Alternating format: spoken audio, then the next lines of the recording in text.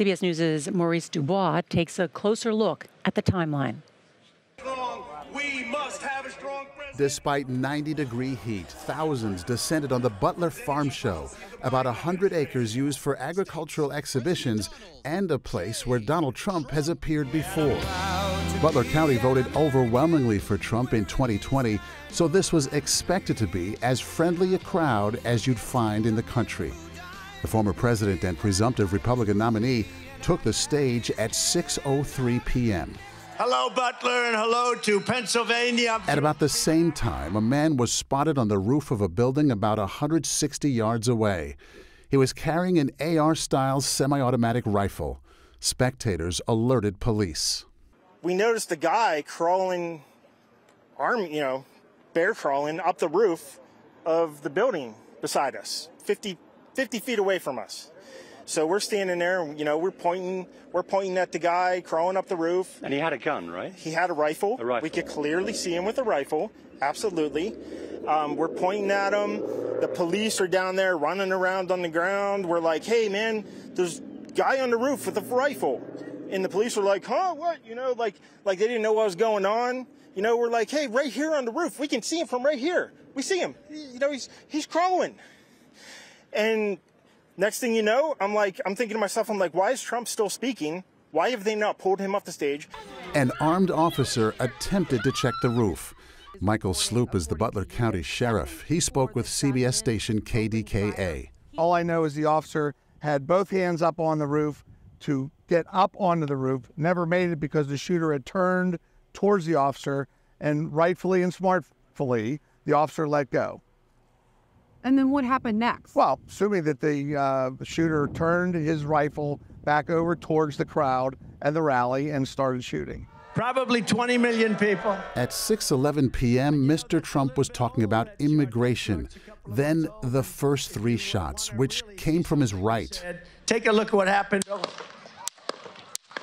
Followed by three more. And what sounded like an outgoing shot. Video recorded by a member of the audience shows snipers for the Secret Service aiming at something in the direction of the gunman. If you want to really see something that's said, take a look at what happened.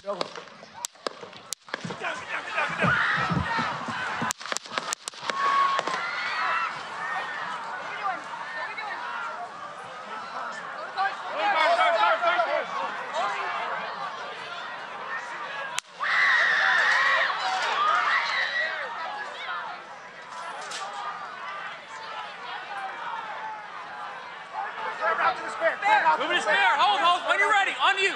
Ready? Move. Up. Move. Go. Up. Hawkeye's here. Hawkeye's here, moving to the spare. Spare, get ready. Spare, get ready. We ready? Down. Down. Are we good? Shooter's down. Are we good to move? We're good to move. Clear. Let's move. Let's move. We're clear.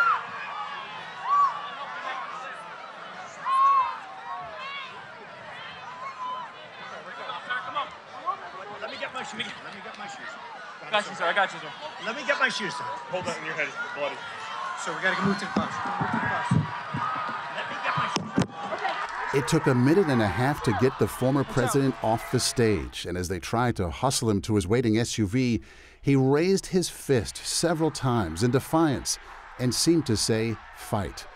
Some people in the crowd turned their attention to three others who'd been shot. They included Corey Comparator, 50, a firefighter, dad, and big fan of Donald Trump. He had been shot in the head. Josh Shapiro is Pennsylvania's governor. I asked Corey's wife if it would be okay for me to share that we spoke. She said yes. She also asked that I share with all of you that Corey died a hero. That Corey dove on his family to protect them last night at this rally. Corey was the very best of us. May his memory be a blessing. Two other people were critically wounded. CBS News has learned one of the victims is in a medically induced coma. Trump was treated at a nearby hospital for the wound to his ear. At 8:42, he posted on Truth Social, I was shot with a bullet that pierced the upper part of my right ear. I knew immediately something was wrong in that I heard a whizzing sound, shots, and immediately felt the bullet ripping through the skin. Much bleeding took place. President Biden made a statement in Delaware. There's no place in America for this kind of violence. It's sick. It's sick. It's one of the reasons why we have to unite this country. We cannot allow for this to be happening. We cannot be like this. We cannot condone this. Mr. Biden returned to the White House, where he was briefed on the assassination attempt. This morning, the FBI identified the gunman as Thomas Matthew Crooks. He was 20 years old and lived about 50 miles from the rally site in Bethel, Pennsylvania. He'd graduated with an engineering degree from a community college, but worked at a nursing and rehabilitation center. He was a registered Republican. A classmate told CBS News that Crooks had tried out for the high school's rifle team, but failed to make it. Throughout the night and morning, investigators searched Crooks's home and car, where they say they found explosive devices. This afternoon, former President Trump released another statement on social media. I was going to delay my trip to Wisconsin and the Republican National Convention, he said, by 2 days, but have just decided that I cannot allow a shooter or potential assassin to force change to scheduling or anything else. Therefore, I will be leaving for Milwaukee as scheduled. He departed from Newark Airport in New Jersey and traveled to Milwaukee for the convention, where he will officially be nominated as his party's candidate for president. Now, in terms of the investigation tonight, the FBI says it's received more than 2,600 tips so far.